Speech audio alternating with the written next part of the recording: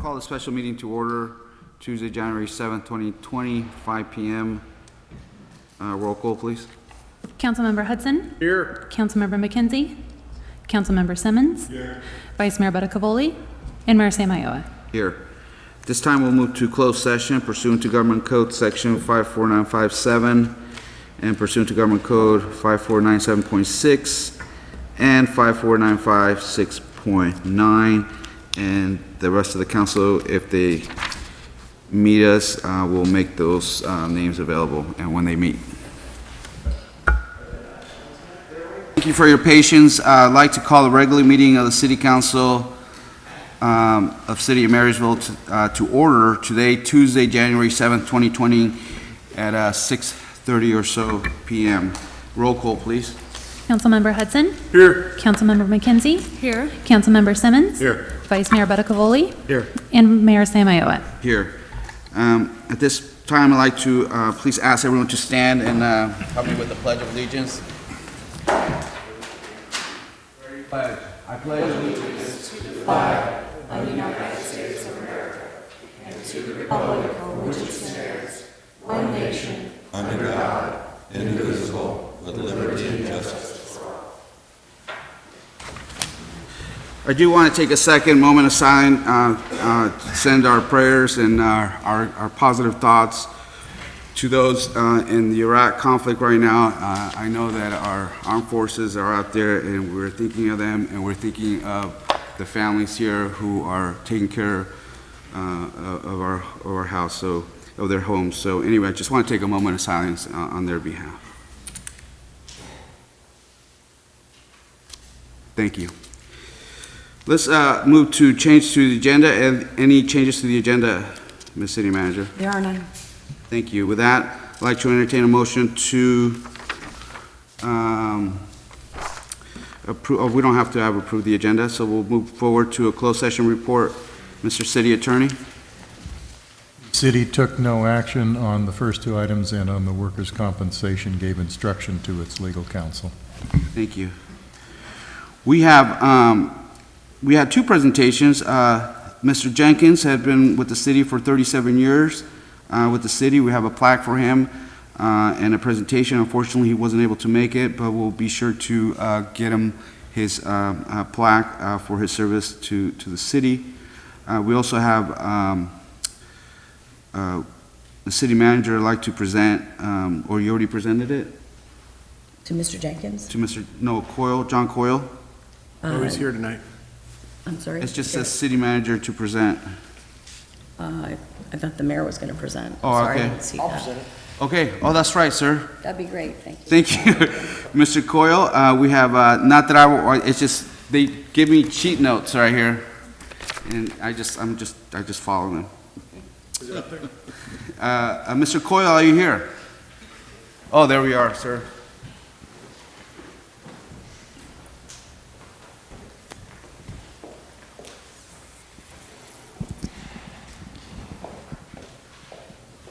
Speaking of winging it. So, John, would you come up, please? So, John, it was brought to my attention by some other citizens that your long due service of being Santa Claus for the Marysville Christmas Parade was overlooked this time around. And I myself would like to say I'm sorry for that, but I would like to give this award to you saying thank you for your years upon years upon years of free service to the city of Marysville and climbing on top of a rather wet and big fire engine year after year after year and waving endlessly and smiling. Although we can't see the smile through your beard, but I just want to say, thank you, John, for your services to the city of Marysville and everything you did for us here. Really do thank you, man. And to the kids, appreciate it, sir. Thank you so much for your service, sir. All right, man. Thank you. Thank you, John. You take care, brother.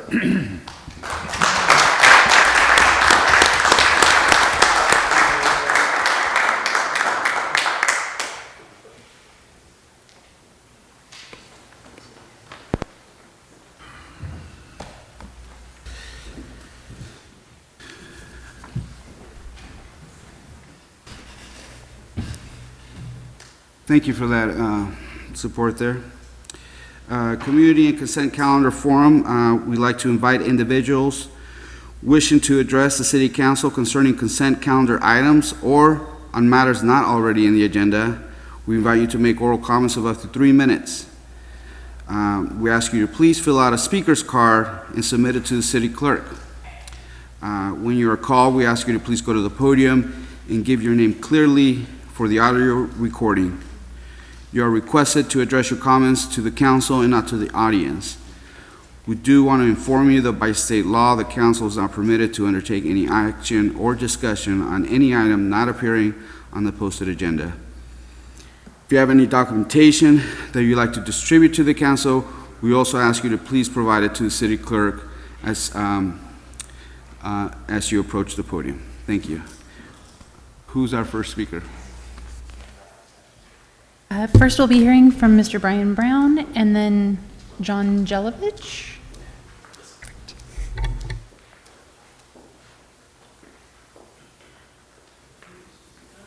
Who's,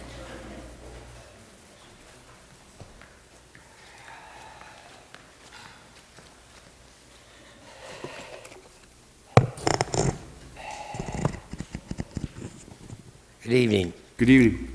The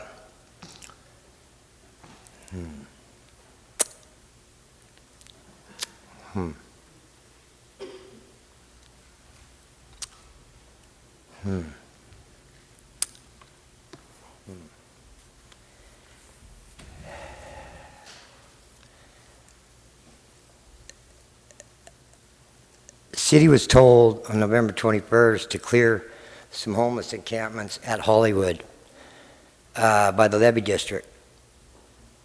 The day we had the press conference. Well, why did you go against your own new ordinance? And if it was so emergency to clear them out, why are they still, there's nothing there still? Well, there is just a big old pile of their stuff left from running it over again. This tells me that you had a choice to comply with the provisions that were set in your ordinances to ensure the protection of personal property, right? And along with a hearing, along with the 90-day storage of abandoned property, fair notice, and a genuine effort to contact those individual encampments that you destroyed. They're still there. You didn't even try. Rick Samoya, you will not tell me that you don't know that personal property is being destroyed, because you do. By direction of the Levy District, whom had to ask someone for permission, and that's your property. You're going to let that happen all the time? It seems to me that the effects of illegal tactics and the procedures by the city, they're still in play. Actions and inactions neither amount to anything. Nothing. Furthermore, I've said this before and I will say it again, that you still need to be advised for your taxpayers and the point of opinions that they must have and retain a competent attorney. Somebody that can protect you in a meaningful way, in a purposeful way, that can allow the residents to be complete residents, the community to be a complete community without having to be in a hardship financially. Because you guys are in a hardship financially, and I hate to say this, but a lot of it has to do with litigation in this town. That's the only thing you have against anything. The city of Marysville is in a very, very, again, I say hardship. So publicized and criticized, you know, nobody really understands what you guys are up against. I try to look at the way that you guys see things, right? But I really can't because I'm not in your shoes. But you guys can see where our shoes are at, and I don't think any one of you have ever been there to see what your ordinances have did. Live in your bed, make your bed. You live in it. You do what you do. The choices you make are good, they're bad. The issues are to be addressed. You address issues that matter. The legal management of the foreseeable and unforeseeable liability against the city of the legal acts for any agency. Thank you, sir. You had your 3 Well, minutes. I'm going to get her 3 minutes right there. No, sir. It's just one person at a time. Thank you for your time. Well, that's all right. You guys never let anybody finish anyway, so it don't matter. Next, we'll hear from John Jelovich, followed by Bruce Kimmel.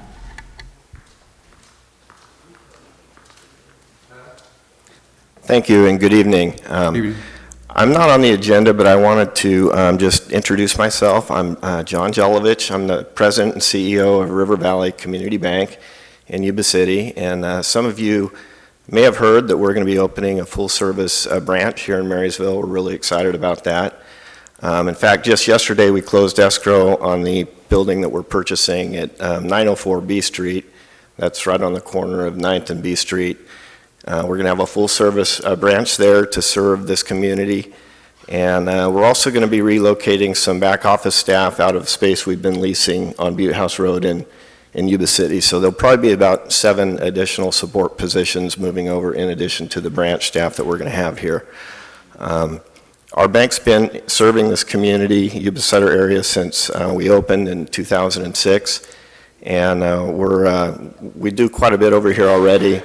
And we felt the time was right to, really have a more visible presence here on this side of the river. And we're very excited about offering local banking services to, the local business owners, business leaders, consumers who want a little bit more out of their banking relationship. So that was really it. I just wanted to come and introduce myself and just tell you that we're very excited to be formally over here. And I look forward to getting to know all of you better. So thank you very sir. much. Thank you for opening a branch. Yep.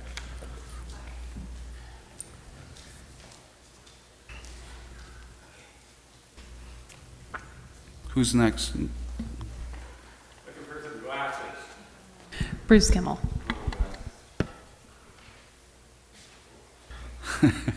How you doing, Bruce?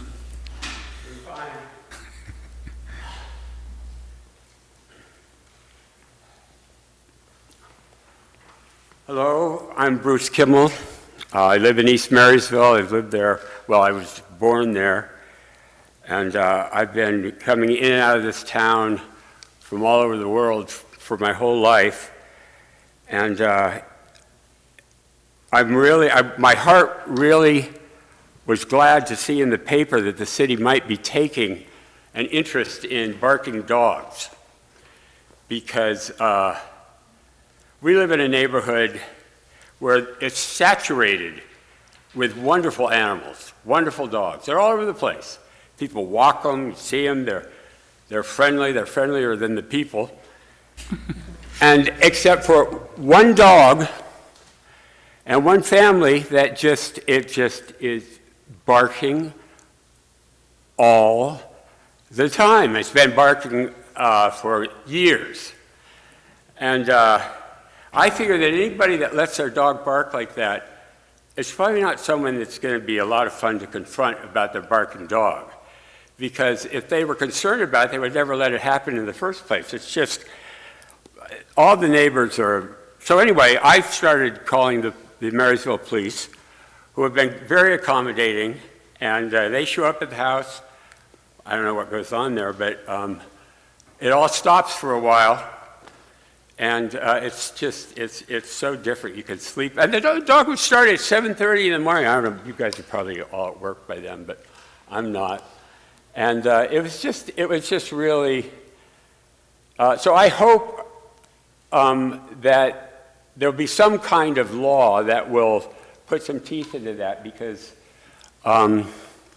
it just takes one dog to really make a neighborhood an unpleasant place. So I would appreciate it if there was something, but the police have been just great about it so far. So was I supposed to speak on that tonight?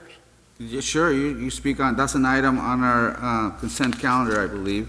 It is. So you're right, you're on the right topic. Okay. All right. Thank you very much. I do want to add that I believe it's in the consent calendar, but we are reintroducing the ordinance. We introduced it last week, but there was actually community feedback that we received, and so we changed. We took that feedback, and if I can ask the chief to kind of talk about that brief change to help the community as well. So the reintroduction, what we did change is we added police officer to the different sections because it just stated animal control officer to do the enforcement. and the follow-up for the complaints, and so we added police officers specifically in there as well, so in the event animal control is not on duty, or we don't have animal control, that, our officers on patrol will be able to handle and enforce the same laws as the animal control officer. So that way we have it covered on a 24-hour basis. Okay. I should say that the police have just been wonderful about it. I mean, they just seem to understand, and it's nothing about the dogs. I want more dogs. Dogs are really great.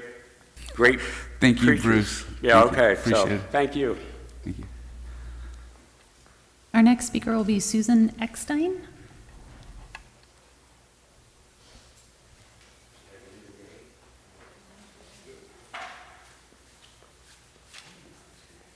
Good evening. Hi, good evening. Okay, by 5 o'clock today, the city council was supposed to make a vote on the ordinance, on the camping ordinance. You guys know what's going on with that?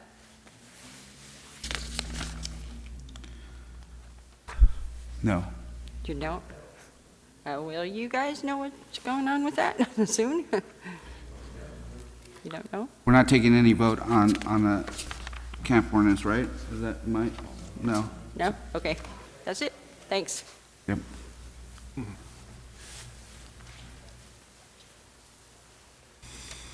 Anyone else? Not at this time, Mayor. Okay, thank you. Let's move to the consent calendar. All matters on the consent calendar are considered to be routine and are therefore approved by one motion unless any of the members or the city manager first requests that a matter be removed from the consent calendar for separate discussion and action. What is the will of the council? Move to approve. Motion to approve. Is there a second? Second by Ms. McKenzie. All those in favor say aye. Aye. Motion's approved with the vote of 5-0.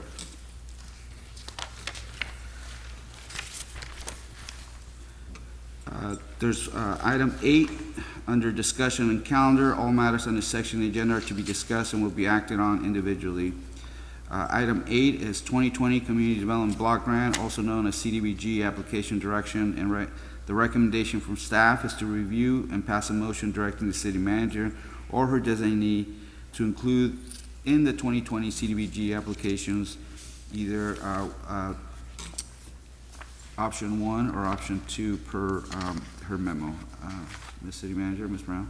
Good evening, Mayor and Council. As you may recall, on December 3rd, Lori Adams of the Adams Ashby Group was here to present to the council a little bit of a workshop on possible grant applications for the upcoming NOFA for the Community Development Block Grant, and got your feedback, and we cataloged all that feedback and then looked at sort of what the sweet spot is for what is really possible in the short time frame that we have before the application is actually due, and with what kinds of projects we could possibly go after that you demonstrated an interest in.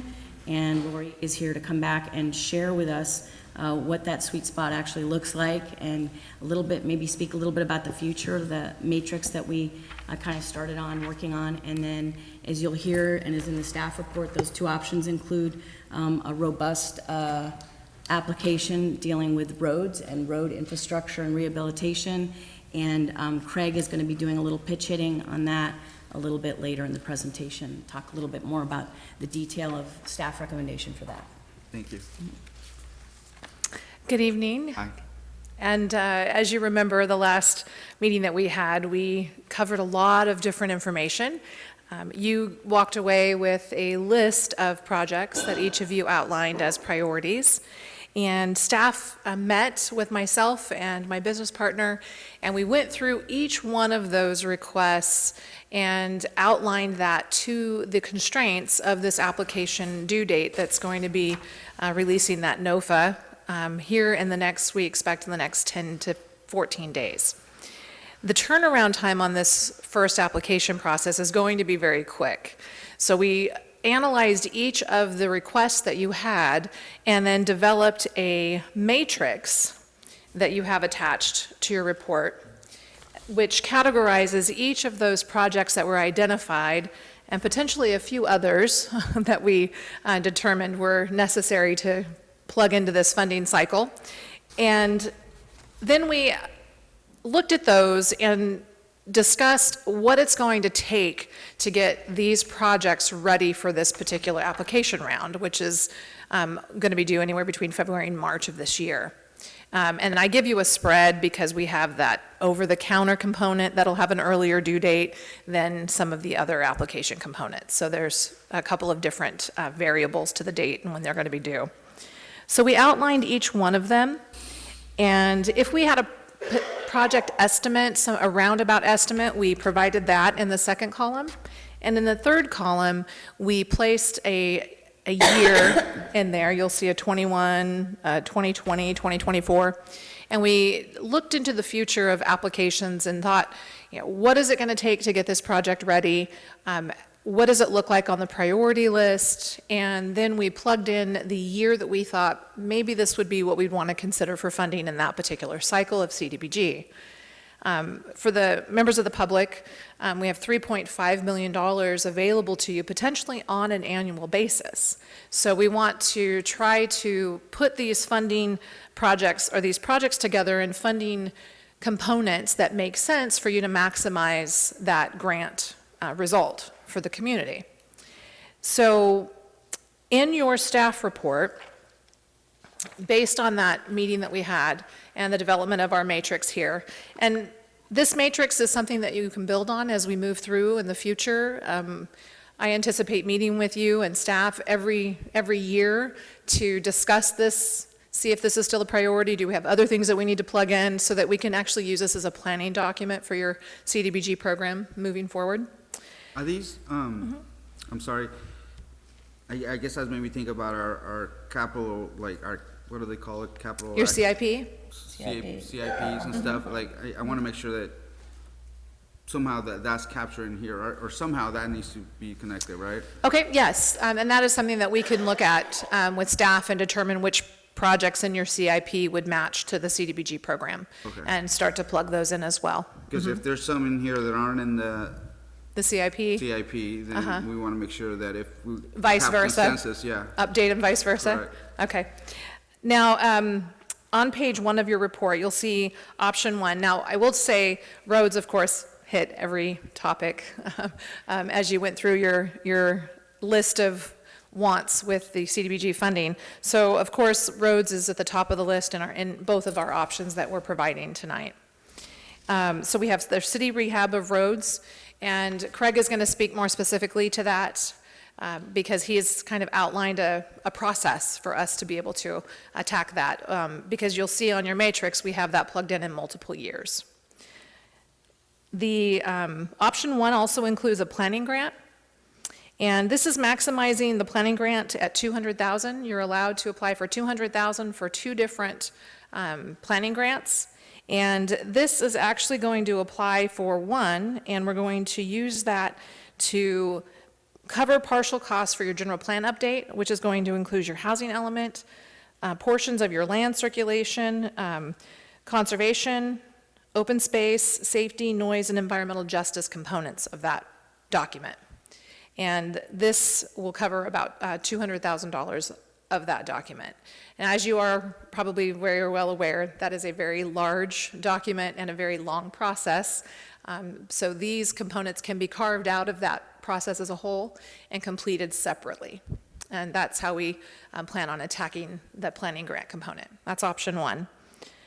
Now, the housing element and general plan wasn't a part of our normal discussion, but it is something that is on your plate as we met with staff and discussed some of the upcoming items that are going to need to be addressed with the council. And I believe your housing element is on line to expire, and that is a threshold requirement to apply for next year. So that becomes a little bit of a priority. Option 2, again, includes our road component. You will see that we did drop down the amount of funds that we would be applying for that. Then we plugged in the housing element update. Again, that's our threshold component to keep us competitive. And then we added one of your other items that was brought up, which was your fire truck, which was the Type 3 Wildlands fire truck, which I know is a priority, and plugged in a number there as well, an estimate. Now, I will also remind you, these are estimates. These numbers will change as our application gets put together. Because as we get out to the real world and start to design and get cost estimates a little bit more geared in, these numbers will fluctuate some. So those are the two options that we're going to be recommending for your consideration tonight, and what we're looking for is the direction from council to tell us what your pleasure is and how you would like this application to be submitted. And I'm going to go ahead and turn it over to Craig, who's going to give you some more specifics about the road program that we are going to be asking for funding.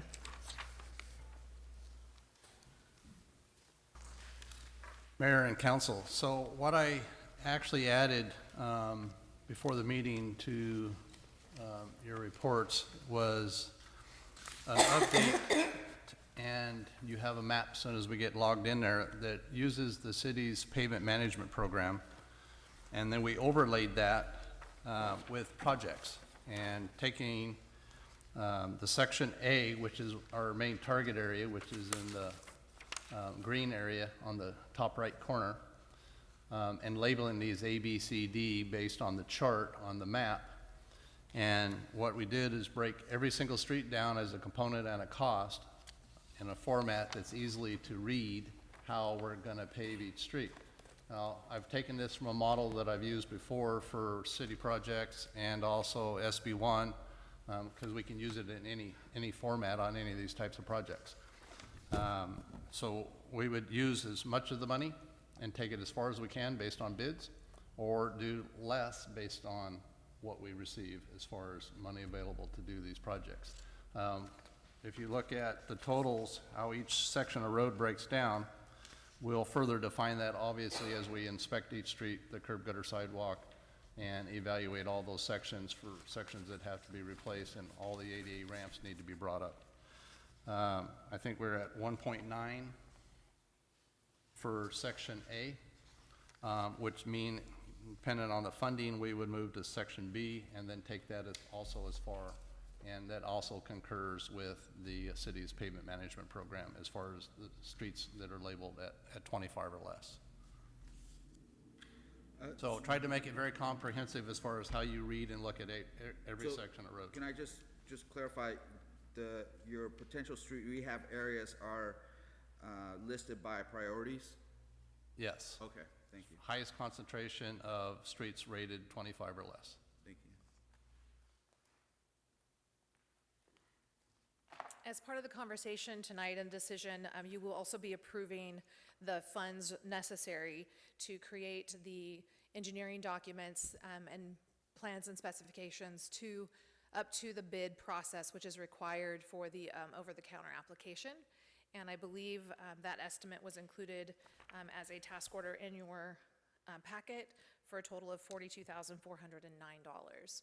And that will be required to be submitted with the application for the over-the-counter. That's one of the components. And once we have your approval to move forward on that, then we'll also create the required NEPA documents up to publication to support that, to show that you are shovel-ready. Wonderful. Do we have any questions for our presenters? If you have questions to clarify their presentation, and then after that, I'll open up to the public for their comments, and then we can have a discussion about which option we want to go with. Any questions for the presentation? I'd like a better description of this map, what it really entails. You say it's priority 1, 2, and 3. Is the green priority 2, 3, or what? Oh, down in the right I got it corner down there. here. Yeah, so the green is going to be area 1. That's going to be your first priority. That's a priority 1 and descending there? Correct. Okay, good, thank Correct. you. Uh-huh. This is a blow-up. Yeah, I've got that someplace that's the here. blow-up of the Looks like an recommendation. amphitheater. Yeah, right. It's the blow-up of the recommendation of staff. So it's this green area blown up with the streets, and Oh, okay. and then the colors correspond with the legend on the main. And this is the listing of each one of those properties? This- Well, it's the breakdown of what it would cost, Okay, yeah. okay. The 1.9 million and the cost to do the engineering and design drawings of 41,000. Thank you. That explains it. Where'd you go? Did you have more questions? No, I don't have any more. Go ahead. The 1.9 is the complete Area A? Yes. And what's the designation of the colors here? The red is the 25 or less, so those are the highest priority roads that have, based on the pavement management program. So they're all color-coded, so we left the color code in so you can see what roads we're going to address. And we're going to address the roads that are in red. Oh, okay. Okay, Kiefer, Rideout, Arthur. So not to make sure I understand, a 25 or less is the worst? Okay, Yeah, that's almost non-existent. yeah. So the same, what's the kind of 50 is almost bad, 49 is bad, 50 is considered failing. failing? Yeah. Thank 50 you. or lower. What's considered failing? 50 or lower. PCI is considered failing. We have an average of 55 in the entire city. So it was very easy to target this area, because that whole section of the city, and as you move down the city, it's actually better. There's a lot fewer roads, there's been more concentration of roads that have been replaced over the years, but that corner, or that whole section of the city is, most of it is 25 or less. So it made it very easy to target and just move through it based on how much funding is available. And this treatment would increase it, the average to what? Oh, this is rebuild the road, this is a new road. So it's a 100. grind in place, new asphalt, 3 inches. And can do all this section with a grind and The replace? streets with the Yes, red? depending on the available money, we would go beyond this actually into B also. With a 1.9 is what I... the Yes, question. that's That the could target only right be now 1.9. of the preliminary estimates that we've thrown together in the last 10 days. Okay. So if.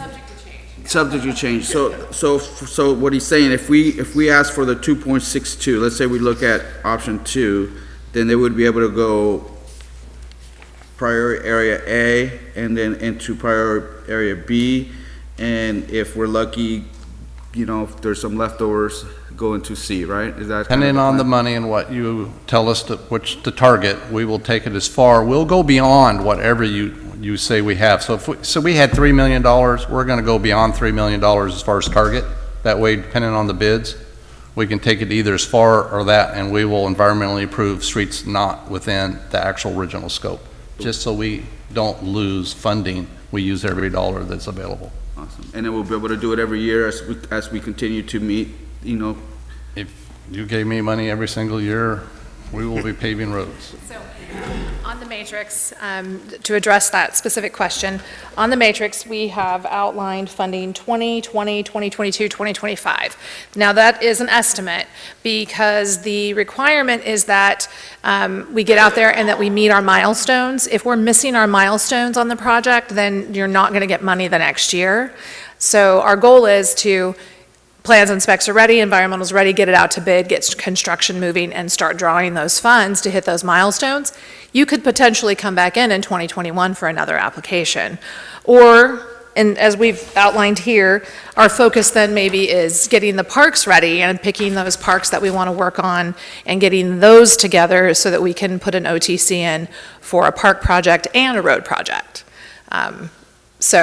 Because putting all the money, I think we scheduled $1 million for the park replacements. Then the other $2 million could go towards roads. So, But right now for 2020, we're looking at option 1 and 2. correct. And as we do our planning in February, maybe we can start talking about what 21, 22 could look Correct. like, right? That's correct. And how do we get ready to be shovel-ready for Correct. 2021? I guess, not that it doesn't sound exciting, I guess I want to make sure that we focus on what's being asked of us today.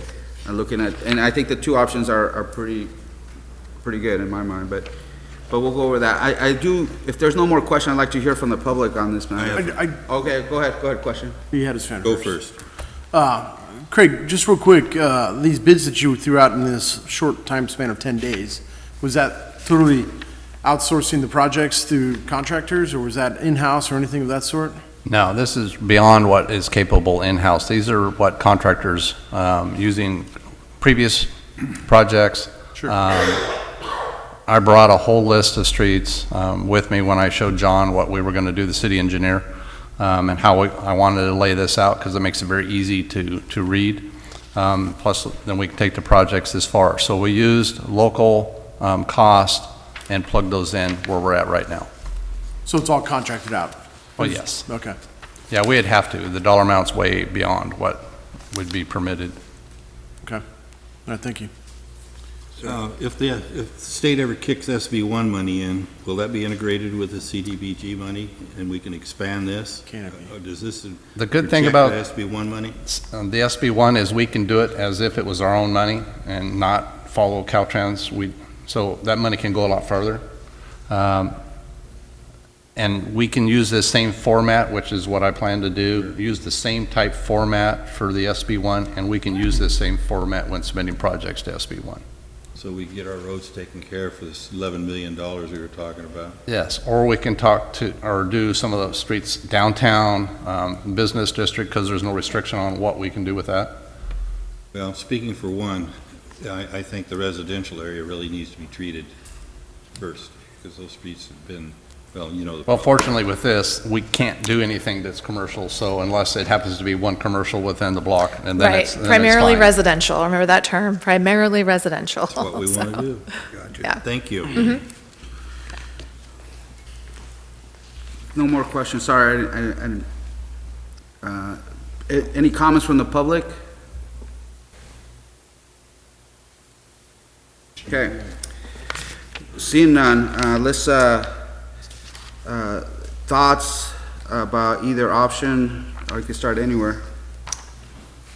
Go ahead. So I like option 2, pretty much because of the fact that it would fit the needs that I see for the city with the roads, with the planning, and also to help one of our our main department here with a very antiquated fleet that, you know, needs to be looked at. The city's been very generous with our direction to be able to help with new apparatuses in this past year, but they still have some equipment that is, you know, pretty old, that really has some issues with smog and so forth and stuff like that that we need to talk about, or at least look at when it comes to the options. This is money that I don't really see us pulling out of our general fund in the near future for being able to purchase another piece of equipment. Thank you. It does hit our roads, and it does hit our plan, it does hit our goals, but it also takes care of one rather large thing for the fire department. Thank you. Ms. Yeah, McKenzie? and I agree. I'd vote for number 2 as well. We're going to knock out some really big things in one fell swoop. So the fire department really is in need of a truck, and we need to do roads, and we'll get some planning in. I think that's the most well-rounded choice. Folks on the left side? No, just one comment. I think we get the best bang for our dollar with number 2. We do, quantitatively speaking, we get 3 projects rather than 2 projects. Isn't that right, Stephanie? Oh, you didn't? I said that option 2, we get a better bang for our dollars, and that's the most important thing for us right now. It is. Mr. Woolley, thoughts? No, it looks, Will you be okay I'm with in number, agreement. are you okay with number 2? yeah, Okay. I am.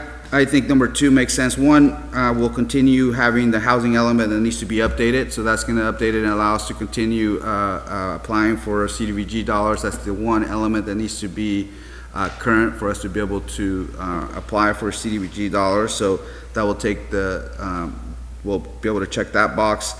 My understanding is that our current fire truck type 3 is, probably shouldn't be out in service, Should be. right? So if we can get that, I mean, that's better services to our community.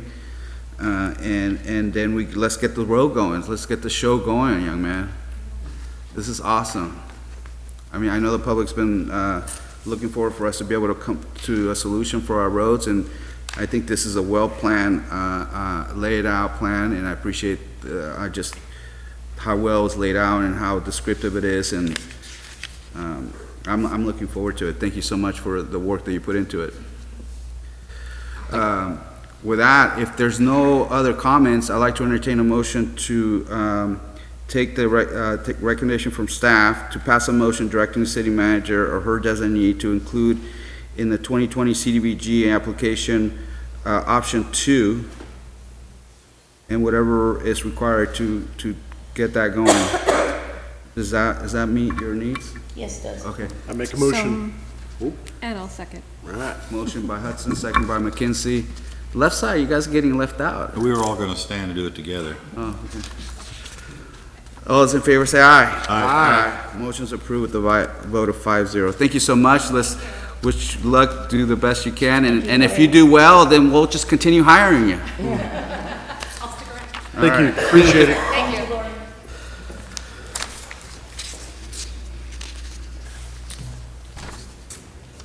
Any committee reports?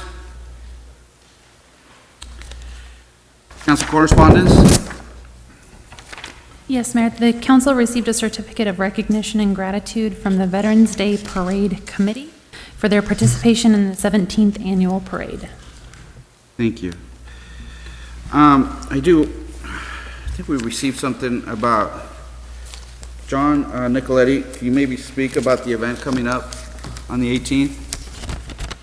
No, is it the MLK walk on Saturday the 18th? Yes. So I think all of you should have received a letter inviting you to participate in the event. It's also a great event between here and Yuba City. I don't know if you want to speak a little bit more about it. Yeah, just that the community is really energized. It's been a successful event for many years, as you know.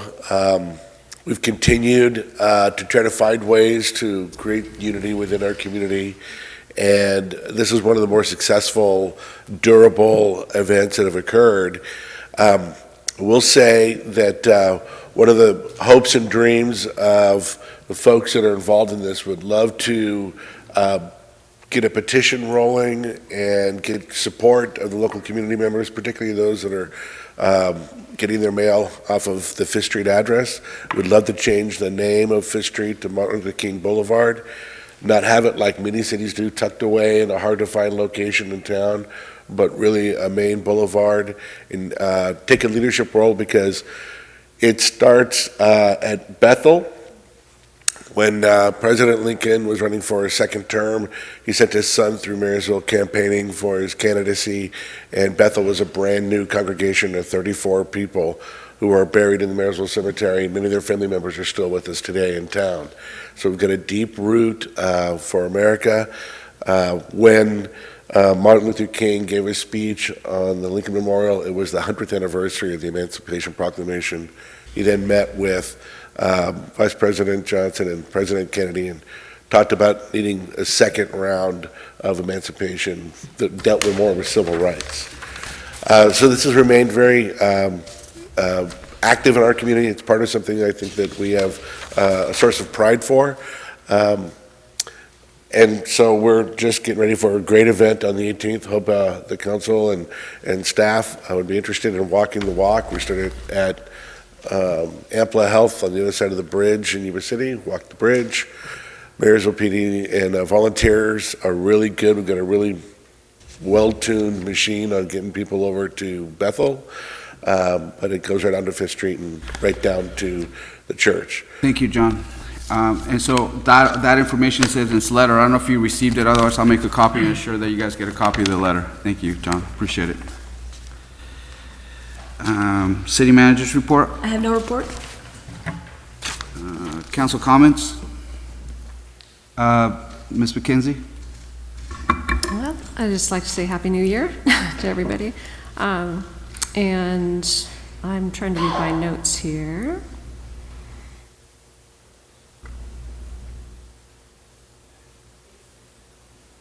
I don't know what I wrote. But I do want to say that I am really happy about, I feel really good about our 2019. We just made so much progress last year. I was so pleased with the performance of our city manager and our staff, and I'm just really looking forward to what we're going to achieve together in 2020. Mr. Hudson? I don't have anything, thank you. Mr. Simmons? Yeah, I neglected to ask for just a brief report on the water agency and the city's ad hoc committee. Where are we? What's happening? I read minutes from not the last meeting, but the meeting before, where they seem to be advocating not having the master plan other than the water quality issue, and I think we discussed that last time, that the city's going to have to pick up the portion of the master plan for the infrastructure other than the water quality, and I kind of left out with a feeling that maybe what's going on with is my question. So, I just read the meeting minutes today, they came out today, from our last meeting. They are waiting, and I'm not sure where are we in the process, but they are willing to pick up the costs associated with fixing the water fountain, and the engineering, whatever it takes to get that going. We also are, they are willing to work with us on aiding us with the master plan. I think the process itself hasn't really been cemented on how we're going to move along on putting together a proposal to them to get a master plan going. So I think they're willing and open, and they've stated that they're open to assisting us. We just have to come up with the actual proposal to them. So I think that's, and I think we also they committed some scientists to start doing some testing, and they're supposed to have some samples and some tests done to the water and the soil, and to see, to kind of identify the kind of get a base sense of what the condition of the water quality is. And then we haven't planned another committee just because there's a new chair. I believe Supervisor Fletcher's the new chair, and so he will decide whether or not he wants to continue having this ad hoc committee. So, Brent, that's kind of the update. Yeah, I just think that the thing, me understanding where we're going here is they've kind of thrown it back on us as a city for us to now come forward with how are we going to put the master plan together, for us to put the master plan together, and they will pay for it. So it's, as for the agency side, they've kind of just stepped back and said, you guys do it. We've got the money for you, but you guys have to go do it, other than the water quality issues. And I think that was important to get that base sense. So well, I think it's important because we need to make sure we don't drop the ball now. Correct. So will that mean we'll have to, is that cost reimbursement for a consultant to write the master plan? Because I don't think we have the expertise and staff to write it. No, they were willing to pay for that. Correct. The water So agency is willing to pay for us. Through, Yeah, we would need a consultant, right? Yeah. Yes. Thank you, Mayor. Thank you, Bruce. Any other comments, Mr. Simmons? No, that's all I have. Thank you. Vice Mayor?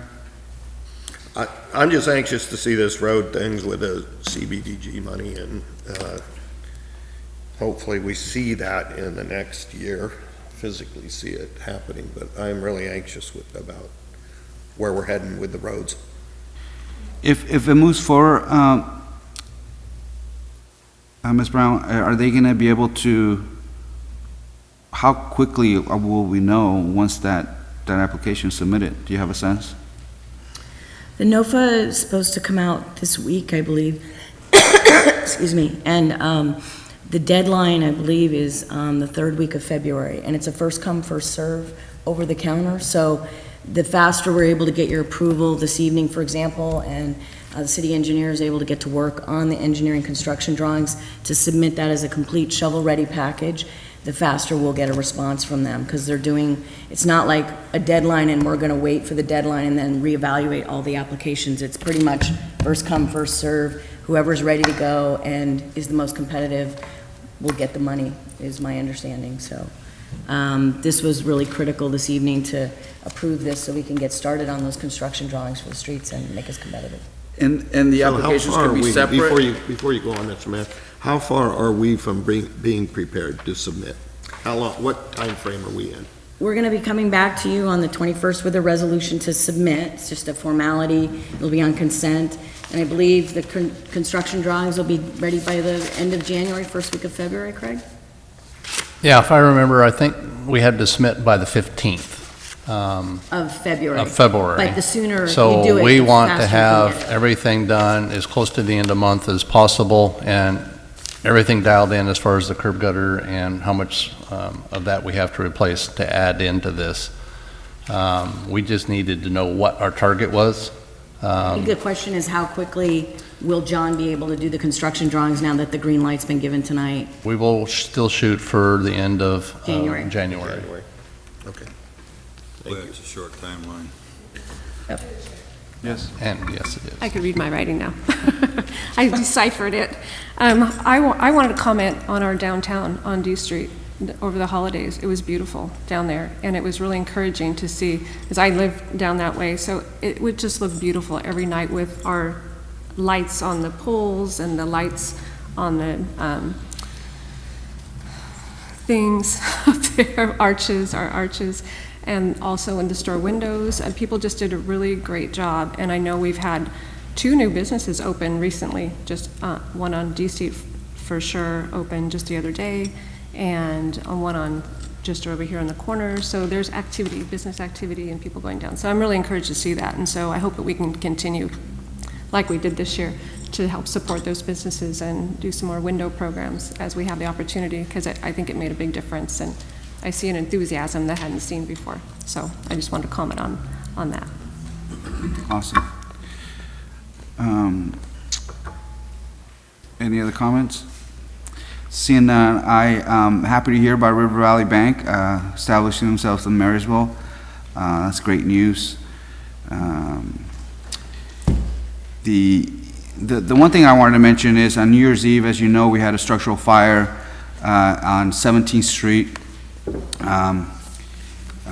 And I think part of the,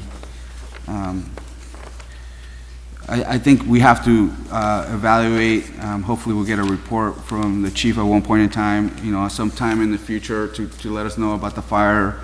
And just because I'm interested in knowing the response time, and because of our inability to make multiple calls at the same time, and unfortunately, our folks, my understanding, were stuck at a call and weren't able to respond,